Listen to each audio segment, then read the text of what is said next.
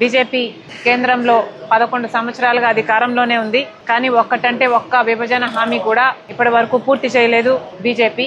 ఇప్పటికి కూడా మన రాజధానికి కావాల్సిన పూర్తి ఫండ్స్ వాళ్ళు ఇచ్చి కట్టాల్సి ఉంది విభజన హామీలో. అయితే ఇప్పటికీ కూడా వాళ్ళు అప్పులే ఇస్తున్నారు. పోలవరం ప్రాజెక్టు జాతీయ ప్రాజెక్టుగా పూర్తి చేయాల్సిన బాధ్యత కేంద్రానిదైతే ఇప్పటికీ కూడా 45 మీటర్లలో కాదు 41 మీటర్లోనే దీన్ని పూర్తి చేయాలి అని పార్లమెంట్ లో చెప్పినా కూడా వైసీపీకి చెందిన ఎంపీలు గాని, టీడీపీకి చెందిన ఎంపీలు గాని, జనసేనకు చెందిన ఎంపీలు గాని ఏ ఒక్కరూ నోరు విప్పలేదు. ఇలా రాష్ట్ర ప్రయోజనాలను బీజేపీతో సంబంధాల కోసం అటు వైసీపీ అయినా, టీడీపీ అయినా, జనసేన అయినా ఈ నాయకులందరూ వాళ్ళ స్వార్థ రాజకీయాలు చూసుకుంటున్నారు తప్పితే రాష్ట్ర ప్రయోజనాలను బీజేపీకి తాకట్టు ఎప్పుడో పెట్టేశారు. కాబట్టే ఈరోజు కాంగ్రెస్ ఎదగాల్సిన అవసరం ఉంది. ఎందుకంటే ఒక కాంగ్రెస్ పార్టీ మాత్రమే ధైర్యంగా, నిజాయితీగా బీజేపీని ఎదిరించి ప్రశ్నించే సత్తా ఉన్న ఏకైక పార్టీ ఈరోజు మన